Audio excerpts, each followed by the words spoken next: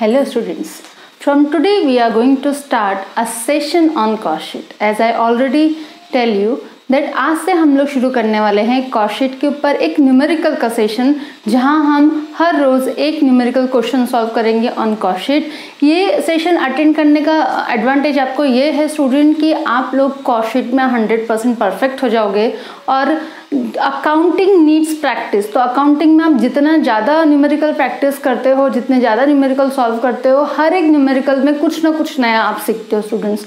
तो इसीलिए अब मैं जो आप लोगों का जैसे कि अभी आपका जो लेटेस्ट सिलेबस आया है, specially I am talking about BCCA students, तो वहाँ पे लास्ट सेम तक कुछ ऐसा सीन था कि आप लोगों का जो BCCA में कॉस्ट शीट का प्रोपोर्शन था न्यूमेरिकल का वो बहुत कम था, लेकिन फ्रॉम करेंट सेशन अब न्यूमेरिकल का प्रोपोर्शन कॉस्ट अकाउंटिंग में ज़्यादा हो चुका है। ठीक है, तो उस हिसाब से आप लोगों के लिए ये बहुत ही बेनिफिशियल रहेगा स्टूडेंट्स। तो don't forget to subscribe my channel and attend the session without fail. So let's get started with our today's question on cost sheet. तो सी स्टूडेंट्स, मैं यहाँ पे आपको स्क्रीन में फिलहाल क्वेश्चन नहीं दिखा पा रही हूँ, मैं डायरेक्ट आपको क्वेश्चन बताते हुए सॉल्व करूँगी सॉल्यूशन, और क्वेश्चन जो है वो आपको नीचे डिस्क्रिप्शन बॉक्स में दिख जाएगा। तो at the time of solving आप क्वेश्चन के लिए वहाँ से रेफर कर सकते हैं। तो चलिए देखते हैं। देखिए स्टूडेंट्स, इसके पहले की जो वीडियोस है उसकी भी मैं लिंक डिस्क्रिप्शन बॉक्स में देती हूँ, वो एक बार आप ज़रूर देख लीजिए, जहाँ आपको कॉस्ट शीट का फॉर्मेट क्या होता है वो मैंने एक्सप्लेन की हूँ। प्लस इसके पहले एक और न्यूमेरिकल क्वेश्चन में भी मैंने काफ़ी कुछ फॉर्मेट को लेते हुए आपको क्वेश्चन समझाई हूँ। फिलहाल हम आज से जो सेशन स्टार्ट करेंगे उस पर हम फॉर्मेट पे ज़्यादा डिस्कस नहीं करेंगे, कि मैं वापस बैक जाके अगर फॉर्मेट आपको एक्सप्लेन करूँगी तो it will take too much time. Direct हम लोग न्यूमेरिकल में आते हैं स्टूडेंट्स। अगर आप लोग ने कॉस्ट शीट का फॉर्मेट वाला वीडियो नहीं देखे होंगे तो डिस्क्रिप्शन बॉक्स में जाकर एक बार वो लिंक पे क्लिक करिए और पहले वो वीडियो देखिए, उसके बाद ये क्वेश्चन सॉल्व करिए। चलिए स्टार्ट करते हैं। तो स्टूडेंट, एज यू नो कि कॉस्ट शीट का फॉर्मेट कुछ इस तरह से होता है। सबसे पहला कॉलम हमें बनाना होता है पर्टिकुलर्स का, फिर हम कॉलम करते हैं यूनिट्स और 2 कॉलम करते हैं हम अमाउंट के। इसके अलावा जो हम स्टार्ट करते हैं, तो ऊपर हम स्टार्ट करते हैं cost sheet of dash company. If the name of the company is given in the question, you have to write that name over here. Cost sheet of dash company for the year ended, for the year भी लिख सकते हो। अगर monthly information दी होगी तो for the month ended भी आप लिख सकते हो।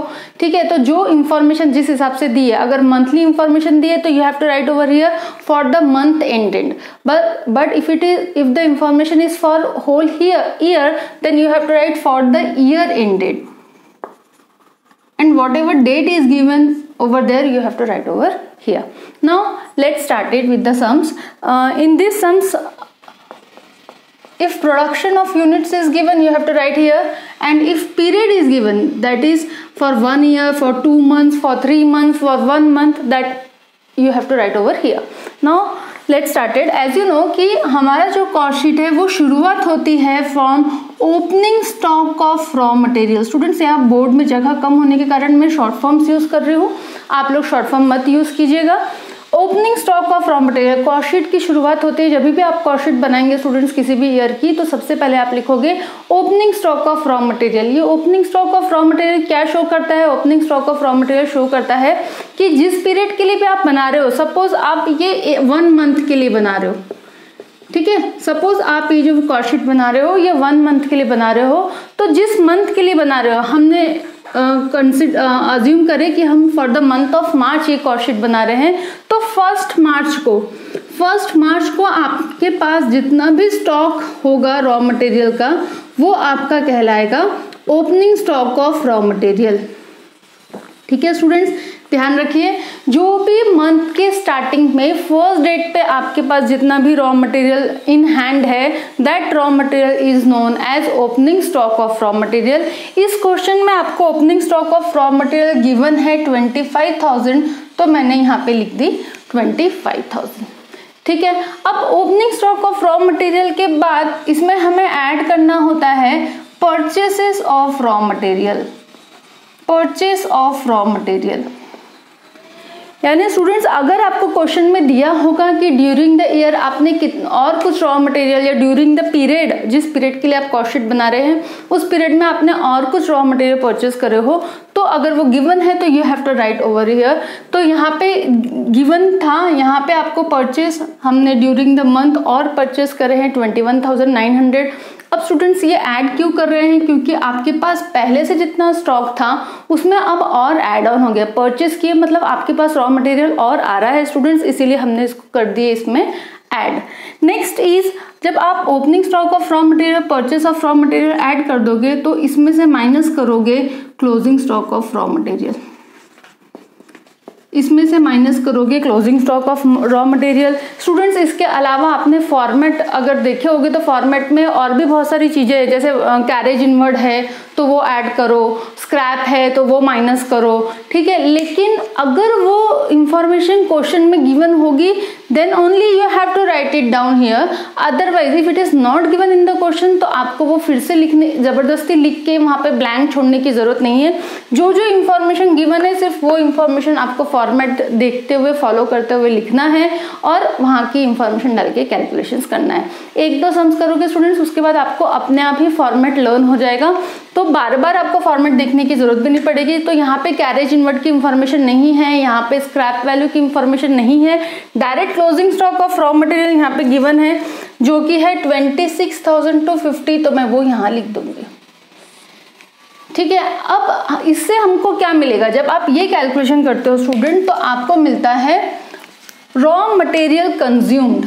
यहाँ पे जो आप कैलकुलेशन करके आपको मिलेगा that is known as raw material consumed. मतलब आपने जो टोटल एक मंथ में प्रोडक्शन करे हो, जितने भी यूनिट्स का आपने प्रोडक्शन करे हो, वो यूनिट्स को प्रोड्यूस करने के लिए आपको टोटल कितना रॉ मटेरियल कंज्यूम हुआ, कितना रॉ मटेरियल लगा, ठीक है। तो आपको करना है 25,000 प्लस 21,900 माइनस 26,250, इन दोनों को करोगे ऐड और इसको करोगे माइनस, तो you will get the amount which is 20,650। It will come 20,650। Calculator लेके बैठिएगा सॉल्व करते समय, ये दोनों को ऐड करना है, क्लोजिंग स्टॉक को माइनस करना है, तो you will get the raw material consumed of amount 20,650। अब सेकेंड्स इसमें आएंगे, हमारा पहला कैलकुलेशन तो हो गया कि हमें टोटल प्रोडक्शन करने के लिए 20,650 का रॉ मटेरियल लगा। अब इसमें हमें ऐड करना होता है direct wages and direct expenses, direct wages and if direct expenses is given तो डायरेक्ट एक्सपेंसेस। अब इस क्वेश्चन में आपको सिर्फ डायरेक्ट वेजेस दिया हुआ है, वो है 17,150, तो मैं सिर्फ डायरेक्ट वेजेस लिखूंगी। डायरेक्ट एक्सपेंसेस लिख के उसके सामने डैश लिखने की जरूरत नहीं है। अगर डायरेक्ट एक्सपेंसेस की इंफॉर्मेशन क्वेश्चन में नहीं है स्टूडेंट्स तो आपको लिखने की जरूरत भी नहीं है। बस अब इन दोनों को अगर मैं ऐड कर लेती हूँ तो ये आता है 37,800, और इसे हम कहेंगे जब आप रॉ मटेरियल कंज्यूम में direct expenses direct wages add करते हो तो जो निकलता है that is known as prime cost. बहुत बार क्वेश्चन में आपको स्पेसिफिक बोला जाएगा calculate prime cost, calculate raw material consumed, तो जब ऐसा बोला जाएगा तो आपको कैलकुलेशन ये सारे ऐसे दिखाने होंगे, राइट। अब नेक्स्ट जो होता है स्टूडेंट्स, प्राइम कॉस्ट में हमको ऐड करना होता है फैक्ट्री ओवरहेड्स। प्राइम कॉस्ट में आप ऐड करोगे students factory overheads. Factory overheads यानी फैक्ट्री एक्सपेंसेस, यानी एक्सपेंसेस रिलेटेड टू फैक्ट्री। अगर ऐसी किसी भी नाम पे कोई भी आपको एक्सपेंसेस दिए होंगे वो सब आएंगे अंडर फैक्ट्री ओवरहेड्स। फिलहाल इस क्वेश्चन में सिर्फ एक ही दिया हुआ है दैट इज फैक्ट्री एक्सपेंस।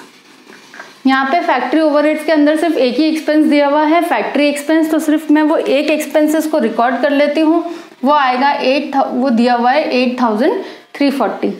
अब अगर यहाँ पे मुझे दिया होता फैक्ट्री मैनेजर सैलरी या वर्क्स मैनेजर सैलरी तो मैं वो भी यहाँ पे ऐड कर देती। अगर मुझे यहाँ पे फैक्ट्री रेंट दिया होता तो भी मैं वो यहाँ पे ऐड कर देती। यानी any expenses related to factory will come under factory overhead. I hope ये आप लोग को क्लियर होगा।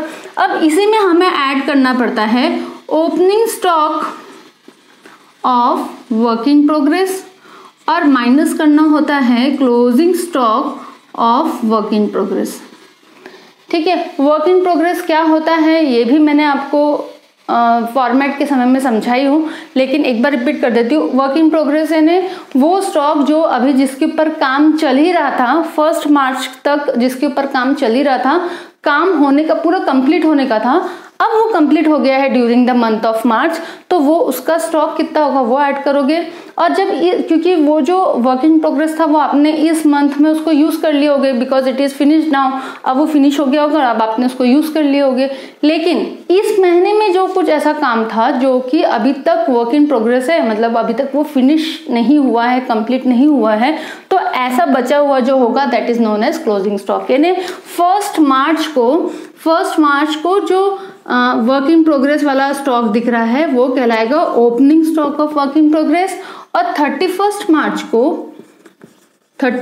मार्च को जो स्टॉक आपको दिख रहा है वर्क इन प्रोग्रेस का वो कहलाएगा closing stock of work in progress. ठीक है स्टूडेंट्स, अगर इसमें किसी को कुछ डाउट होगा तो आप मुझे कमेंट करके पूछ सकते हैं, मैं और डिटेल में आपको एक्सप्लेन कर दूंगी। Opening stock of work in progress is 8220 which is given in the question, and closing stock of work in progress is given as 9100. Now what you need to do, 8340 में 8220 को plus करोगे और 9100 को minus करोगे तो you will get 7460. Now 37800 plus 7460 करोगे तो you will get amount as 45260, and this amount is now known as factory cost. इसे हम कहेंगे फैक्ट्री कॉस्ट या वर्क कॉस्ट भी कह सकते हैं। ये जो 45,260 है ये आ गया आपका फैक्ट्री कॉस्ट। अब इस फैक्ट्री कॉस्ट में हमको ऐड करना होगा स्टूडेंट्स ऑफिस एक्सपेंसेस या ऑफिस ओवरहेड। ऑफिस ओवरहेड बोलो या एडमिनिस्ट्रेटिव ओवरहेड बोलो, one and the same thing, administrative overhead. अब अगर क्वेश्चन में ऑफिस एक्सपेंसेस से रिलेटेड जो भी एक्सपेंसेस जो भी ओवरहेड्स होंगे स्टूडेंट्स वो सब आपको यहाँ डालना होगा। अब यहाँ पे क्या क्या गिवन है आपके क्वेश्चन में, आपके क्वेश्चन में यहाँ पे सिर्फ 2 एक्सपेंसेस दिए हुए हैं, एक है ऑफिस एंड मैनेजमेंट एक्सपेंसेस जिसकी अमाउंट गिवन है 3160, और एक है अनप्रोडक्टिव वेजेस। अनप्रोडक्टिव वेजेस जो कि है 830। अब इन दोनों को आप प्लस करोगे और आप बाहर लिखोगे तो ये आएगा 3990। Now student, what is unproductive wages? It is one of the important point. Keep in mind their wages must be of 2 types, productive wages and unproductive wages. Productive wages means those wages which are related to production, which will come under direct wages, or you can also write it under factory overheads. But if in the question it is given as unproductive wages, then keep in mind that unproductive wages means those wages which is not paid for production. ठीक है, production के लिए हमने जो wages पे नहीं किए हैं that wages are known as unproductive wages, and such wages will come under office overhead. ऐसे जो वेजेस होते हैं ये हम लोग डालते हैं ऑफिस ओवरहेड के अंदर। तो अनप्रोडक्टिव वेजेस अगर आपको क्वेश्चन में गिवन है तो हमेशा उसको ऑफिस ओवरहेड के अंदर लिखोगे। वेजेस वर्ड से कंफ्यूज नहीं होना है कि मैडम वेजेस तो फैक्ट्री एक्सपेंसेस होता है तो हमने उसको फैक्ट्री ओवरहेड में डाल दिए, नहीं, because it is given here is unproductive wages. Unproductive मतलब those wages which is not related to production. अब आप ये सब जब प्लस माइनस करते हो स्टूडेंट्स तो इसकी टोटल आती है, इसकी टोटल आएगी 49,250 and this amount is known as cost of production. ये जो कैलकुलेशन आपका निकलेगा ये कहलाएगा कॉस्ट ऑफ प्रोडक्शन।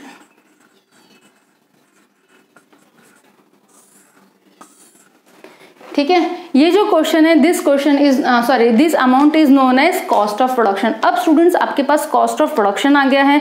अब आगे का जो है वो मैं यहाँ पे साइड में सॉल्व करती हूँ।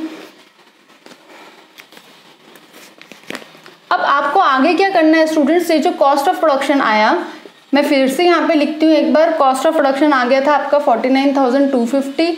अब 49,250 में आपको ऐड करना होगा opening stock of finish good and उसमें से माइनस करना होगा closing stock of finished good if it is given in the question then only. ठीक है। अगर क्वेश्चन में गिवन होगा तो opening stock of finish goods को करोगे add, closing stock of finish good को करोगे minus. Now what is this opening stock of finish good, यानी वो कि साल मंथ के स्टार्टिंग में हम एक मंथ का बना रहे हैं, तो 1 मार्च के दिन आपके पास फिनिश गुड्स का स्टॉक है already prepared, already finish good का स्टॉक कितना था, और आपने जब क्लोज करे तब आपके पास क्लोजिंग स्टॉक कितना था फिनिश गुड का। ठीक है, तो वो भी यहाँ पे लिख लेंगे हम लोग, that is 17,360 given in the question and 15,750। इसको माइनस करोगे तो ये आएगा 1,610, फिर 49,250 प्लस 1,610 इट विल कम, एक मिनट, ये कितना आ जाएगा 068 50,860। Now this 50,860 is known as cost of goods sold, cost of goods sold, यानी जो गुड्स आप बेचे हो उसकी कॉस्ट कितनी है वो हमको निकल गई 50,860। अब इस कॉस्ट ऑफ गुड्स सोल्ड में according to the format next edition होता है selling and distribution overhead, selling and distribution overheads. Now selling and distribution overhead के नाम पे यहाँ पे सिर्फ एक ही एक्सपेंस दिया है, direct selling and distribution, otherwise इसमें ट्रैवलिंग एक्सपेंसेस, फिर प्रमोशन एक्सपेंसेस, एडवर्टीजमेंट एक्सपेंसेस, ये सारे एक्सपेंसेस भी आते हैं under selling and distribution overhead. फिलहाल क्वेश्चन में एक ही दिया है और वो दिया है 4,210, तो वो मैं इसमें ऐड कर देती हूँ, it will come 55,070 and now this is known as, ये क्या कहलाएगा स्टूडेंट, ये कहलाएगा total cost. This amount is known as total cost. देखो अब आपकी टोटल कॉस्ट निकल गई है स्टूडेंट्स। अब मैंने जैसे आपको पहले बताई थी कि टोटल कॉस्ट में हम ऐड करते हैं प्रॉफिट, और अगर लॉस दिया होगा तो लॉस को करोगे माइनस, प्रॉफिट अगर गिवन है तो प्रॉफिट को करोगे ऐड, और अगर लॉस गिवन है तो लॉस को टोटल कॉस्ट में से करोगे माइनस। तो what will you get, you will get the amount of sales, you will get the amount of sales, but in the question sometimes sell is already given। ठीक है, तो maximum time in fact we can say that sale is already given, sale दिया रहेगा तो आप इन दोनों के difference से प्रॉफिट लॉस निकाल लोगे, और अगर प्रॉफिट या लॉस दिया होगा तो सिंपल है, प्रॉफिट होगा तो ऐड करोगे तो you will get a sale, and loss दिया होगा तो लॉस को माइनस करोगे तो you will get sale. In this question sales is given already, तो सेल्स यहाँ पे दिया हुआ है 72,310। अब देखो स्टूडेंट्स, टोटल कॉस्ट जो आपने प्रोडक्शन कर रहे हो उस प्रोडक्शन के लिए आपको टोटल कॉस्ट लग रही थी 50,070, और आपने उसको बेचते समय बेचे हो 72,310 में। तो स्टूडेंट्स आपको क्या लगता है यहाँ पे प्रॉफिट हुआ होगा कि लॉस हुआ होगा? देखो स्टूडेंट्स सीधी सी बात है, टोटल कॉस्ट लग रही है कम, टोटल कॉस्ट है कम और सेल्स के अमाउंट है ज्यादा। Total cost is less than sales, that means क्या हुआ होगा, आपको हुआ होगा यहाँ पे प्रॉफिट। तो ये जो है इनका जब आप डिफरेंस निकालोगे, डिफरेंस कैसे निकालोगे, 72,310 माइनस 55,070, तो you will gate 17,240 and this is the amount of your profit. यानी यहाँ पे लॉस नहीं है, यहाँ पे आपको इस क्वेश्चन में हो रहा है प्रॉफिट, और वो प्रॉफिट कितना है, वो प्रॉफिट है 70,240। In this way students you have to solve the numericals on cost sheet। I hope आपको ये क्लियर होगा। इसका क्वेश्चन मैं डिस्क्रिप्शन बॉक्स में दे देती हूँ, ये क्वेश्चन को एक बार खुद से ही सॉल्व करने की कोशिश कीजिए। अगर फिर से कोई डाउट आपको आता है तो comment box is open for you, आप वहाँ पे कमेंट करके मुझे कुछ भी डाउट होगा तो आप पूछ सकते हैं, I will definitely going to answer you. अब इस तरह से हम लोग स्टूडेंट्स रोज एक न्यूमेरिकल करेंगे कॉस्ट शीट के, जब तक इसके सारे टाइप्स कंप्लीट नहीं हो जाते हैं। आई होप आज का ये सेशन आपको पसंद आया होगा। If you really like this session, please do like it, subscribe it and share it with your friends. Good bye.